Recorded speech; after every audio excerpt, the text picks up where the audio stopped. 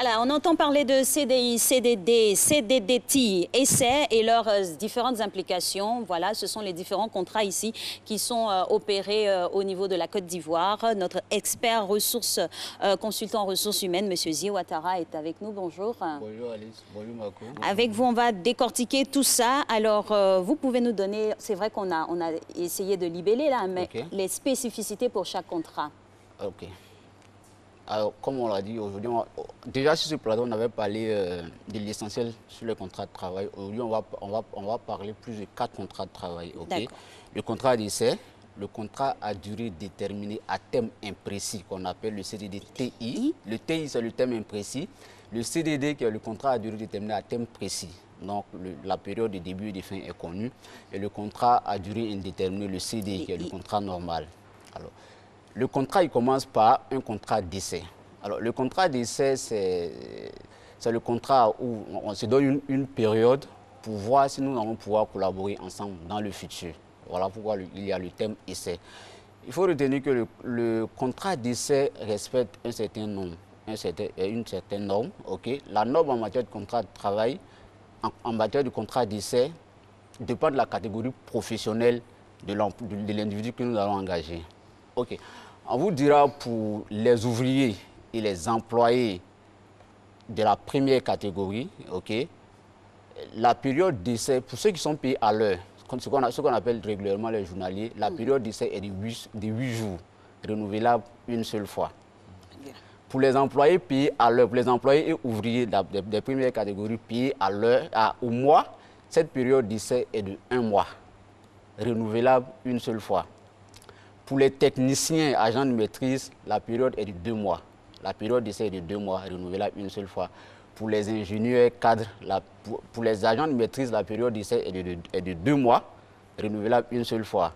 On va vous dire pour les ingénieurs et cadres, la période d'essai est de 3 mois, renouvelable une seule fois. Et pour les cadres supérieurs, généralement les directeurs généraux, les directeurs généraux et autres, la période d'essai est de 6 mois, renouvelable une seule fois. Donc, si on veut résumer, on va de la période d'essai part de 8 jours à 6 mois, selon la catégorie professionnelle. Quand on tient compte du renouvellement, cette période d'essai part de 16 jours à 1 an. Donc, ce qu'on voit régulièrement, c'est qu'il y a des employeurs qui emploient des employés, je vais dire, des ouvriers, des employés de première catégorie, et on leur fait faire des essais de 3 mois, ce qui n'est pas normal. Voilà. Donc, ça, c'est ce qu'on peut dire en matière du contrat d'essai. Après, ce qu'il faut retenir, durant la période d'essai, les deux parties ont la latitude de mettre fin au contrat, sans préavis ni indemnité. J'engage Marco chez moi, Marco en période d'essai. Si la période d'essai qui lui correspond en tant que cadre est de 3 mois, si après 2 mois, je suis satisfait, je peux anticiper en fait en l'engageant directement parce que bon, le contrat d'essai il reste encore précaire en fait. Je peux anticiper pour l'engager pour ne pas que... Parce que lui de son côté il va se dire bon je suis en période d'essai donc pendant que je suis en période d'essai s'il y a une bonne opportunité je peux partir. Donc moi je peux anticiper pour dire bon après 1 mois je suis très satisfait de son travail, je peux anticiper pour dire je vais t'engager et on révise le contrat. Dans le cas contraire je peux dire je ne suis pas satisfait donc tout de suite, avant le thème même de ce contrat-là, je peux demander à mettre fin au contrat d'essai. Ça, c'est le contrat d'essai. Si l'essai est concluant, on va passer maintenant aux différents types de contrats. Ça peut être un CDD, ça peut être un CDD-TI, ça peut être un CDI, l'embauche directe. Donc, le CDD-TI, c'est un contrat qui a été institué en 2015, quand il y a eu la révision du nouveau Code du travail de 2015. Ce contrat-là a été institué.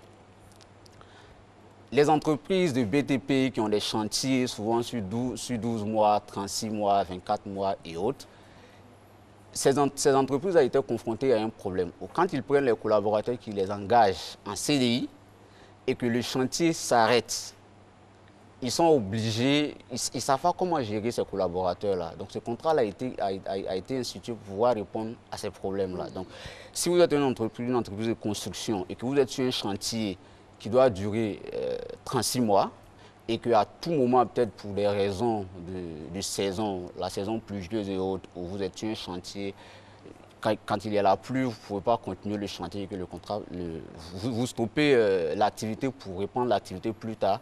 Ce contrat-là a été institué pour résoudre ces problèmes-là. Donc vous signez les CDD-TI de telle sorte qu'à tout moment, S'il y a des soucis, vous pouvez arrêter et après rappeler ces collaborateurs-là. Ça, c'est les CDD-TI. Les CDD, contrat à durée déterminée, à thème précis, c'est un contrat. Ok, j'engage un collaborateur pour une période de 1 an, pour une période de 12 mois, ça dépend de moi. Donc ce contrat-là, on l'établit et c'est ce contrat qui va définir notre collaboration, notre période de collaboration. On peut renouveler un CDD autant de fois, mais dans la limite de 24 mois, c'est-à-dire 2 ans. On ne peut pas renouveler un CDD dans une entreprise pour un employé pendant une période allant au-delà de 24 mois, c'est-à-dire 2 ans.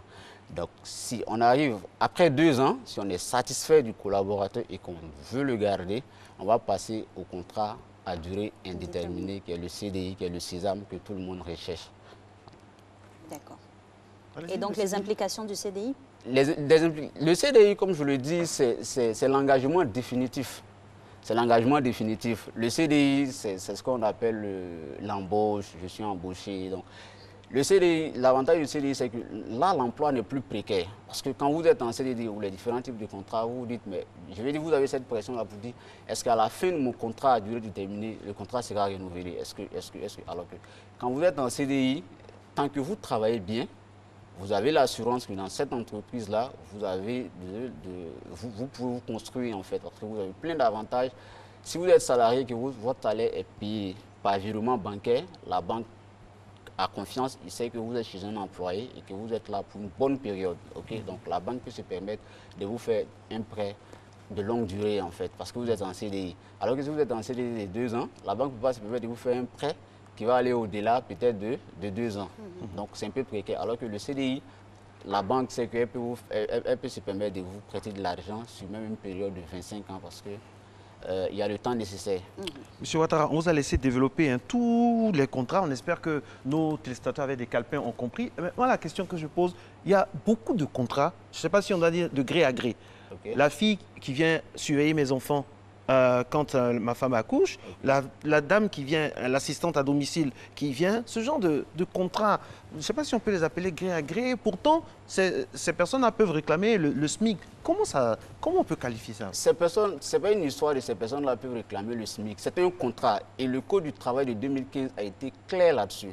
Quand vous engagez quelqu'un chez vous à domicile, du moment où il y a un contrat, le salaire minimum qu'il doit percevoir, c'est le SMIC. Là, justement, je parle du fait où il n'y a pas de contrat. Exactement, parce que c'est ce que Marcelin veut relever. Il n'y a pas de contrat signé, c'est un contrat verbal. Un tacite. Voilà, donc... La loi vous dit, que le contrat soit écrit ou pas, le contrat, il existe. Le contrat verbal, il est pris en compte. D'accord. Il est pris en compte. C'est ce qu'on voulait savoir. Voilà. Généralement, on voit, il y a des employeurs qui font le malin, si on peut dire comme ça. Ça veut dire quoi, faire le malin? En fait, par l'incompréhension des choses, ils pensent qu'en ne faisant pas ils servent sur la naïveté des gens. La méconnaissance. Voilà, ils se disent qu'en ne signant pas de contrat, à tout moment, je peux dire à l'individu, il faut partir de chez moi. Et puis, s'ils se retrouvent devant les juridictions, ils vont dire, mais il n'y a pas de document factuel qui nous lie. Là, on vient de toucher quelque chose du doigt. Parce que tant que vous ne signez pas de contrat, le contrat est réputé être CDI. Ah, c'est ça. Mais dans ce cas spécifique-là, le CDI se comporterait comment? Se matérialise comment? Le CDI, le contrat, il est écrit. Pour les aides ménagères, par exemple? Que ça soit les aides ménagères se comportent comme les autres employés. C'est-à-dire qu'à partir du moment où vous n'avez rien dit au début, vous n'avez rien écrit, rien signé, et s'il y a un souci au niveau juridique, c'est considéré, on va aller sur la base des CDI. C'est réputé comme un CDI. Comme donc, toutes les personnes actuellement dans les maisons, c'est à vitam aeternam. C'est-à-dire que si vous êtes chez vous, mesdames et messieurs, que vous embauchez quelqu'un qui travaille pour vous, que ce soit pour une nounou, que ce soit pour le ménage, que ce soit le plombier, le menuisier qui est venu sur un chantier, eh bien, mesdames et messieurs, c'est considéré comme un CDI s'il y a un problème. C'est ça, hein? C'est ça. Si vous ne lui avez pas fait signer de contrat, s'il y a un souci, c'est considéré comme un CDI. Et comment encadrer une telle collaboration? Parce que le secteur même aussi n'est pas organisé. C'est de bouche à oreille. J'ai besoin de quelqu'un pour m'aider. Ah, peut-être moi aussi, je cherche un travail. Comment organiser un tel type de contrat? Qui stipule ou qui valide? on vous dit nul n'est censé ignorer la loi. On veut connaître la loi. Hein. Le code du travail, en fait, il y avait ce problème-là qui revenait de façon régulière. Voilà pourquoi le code du travail de 2015 a traité ce problème. Quand vous engagez quelqu'un chez vous à domicile, c'est à vous de prendre les précautions. Parce que quand vous engagez une personne chez vous à domicile, vous vous présentez comme son employeur. Donc, vous devez pouvoir établir un contrat de collaboration entre vos différents parties. Vous devez pouvoir lui payer un salaire qui respecte le SMIC. Maintenant, après, si c'est un arrangement que vous faites entre vous, l'arrangement, il demeure. Donc, quand il y a un problème, vous vous arrangez à faire un règlement à l'amiable. Mais quand ça se porte devant les inspecteurs du travail, devant les juridictions compétentes, ils vont traiter... D'accord. Il y a eu un cas où la dame disait « Ah bon, tout ça, là, on a bien parlé, affaire de contrat, mais c'est ma sœur. Donc, c'est un truc de famille.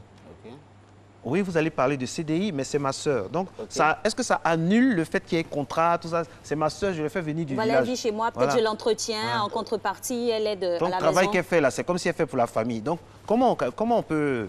Parce qu'il y a des gens qui ont ces vices là aussi. Si c'est en aide, s'il y a une personne chez moi à la maison qui m'aide, ça c'est de l'aide. Mais du moment où psychologiquement, je veux dire, ce qui se passe derrière, c'est dans une relation purement de travail, on doit pouvoir prendre les précautions. Mais comment faire pour démêler le bon grain de livret, Bon, c'est la bonne volonté des uns et des autres. Ah, or vous savez que devant la justice, la bonne volonté n'est jamais la chose la mieux partagée. Ça fait pas foi, hein? Bon, ça c'est la réalité. Ça c'est la réalité, mais ça dépend des individus. Mais en fait, quand vous contournez, après, ça peut vous retomber là-dessus. Hein. Parce qu'un employé qui est frustré, je vais dire, quand un employé est frustré, il y a des détails du genre famille qu'il ne considère plus, en fait. J'ai travaillé pour toi pendant 5 ans, j'ai jamais reçu de l'argent de toi et un matin, tu décides de me virer. Donc, l'orgueil naturel va faire que ce dernier-là va chercher à vous poursuivre. Et quand vous allez vous retrouver devant les juridictions compétentes, ça ne sera pas en votre faveur. En fait, ce cas d'employé aide à domicile, c'est un cas vraiment délicat. C'est vrai qu'aujourd'hui, on a touché du doigt, mais il faut pouvoir maîtriser aussi les subtilités. Il ne faut pas créer de buzz aujourd'hui dans les villes. Nous, quand on vient sur ce plateau, on dit ce qui est les best pratiques, les meilleures pratiques et ce que les tests disent en la matière. Quand vous employez quelqu'un chez vous à la maison, comme une ménagère ou quoi que ce soit comme une nounou, vous devez lui faire signer un contrat. Donc écrit quelque chose. Si le contrat il est écrit, ça c'est dans votre intérêt parce qu'il y a des clauses que vous allez mettre. Si le contrat il n'est pas écrit, il est réputé CDI. Monsieur Ouattara, on parle ici on parle ici des foyers, comme il nous reste 1 minute, on parle ici des foyers, mais il y a énormément d'entreprises, et ça vraiment, il y a énormément d'entreprises qui surfent sur la naïveté et sur la précarité de l'emploi de notre pays en confinant des personnes à des stages pratiquement éternels. Est-ce qu'on peut terminer en parlant à ces entreprises? Que ces entreprises sachent qu'elles sont en erreur et que les employés doivent chercher à connaître le code du travail, leurs droits. C'est le minimum en fait.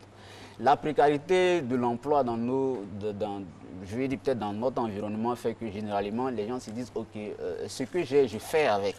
Okay, ils font avec, mais arrivé un moment quand ça coince, c'est là qu'ils se rendent compte que bon, ce qu'ils devaient éviter au départ, ils n'ont pas évité et aujourd'hui ça les rattrape.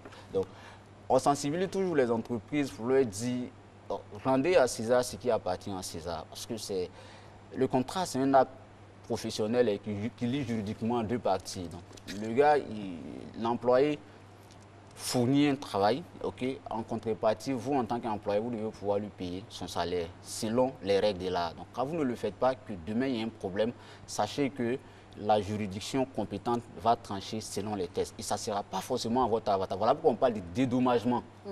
Voilà, donc si vous n'avez pas pris les précautions, au cas où il y a un problème, l'employé sera dédommagé. Et souvent, les dédommagements vont souvent jusqu'à 24 mois de salaire. Donc, généralement, quand on arrive à la fin de ces procès-là, c'est les employés qui gagnent par rapport aux employeurs. Donc voilà qui est bien dit. On a surfé en même temps sur notre thématique de demain, à savoir le droit. Et on se retrouvera donc demain pour en parler. Merci à vous, Monsieur Ouattara. Merci. Belle journée à vous tous.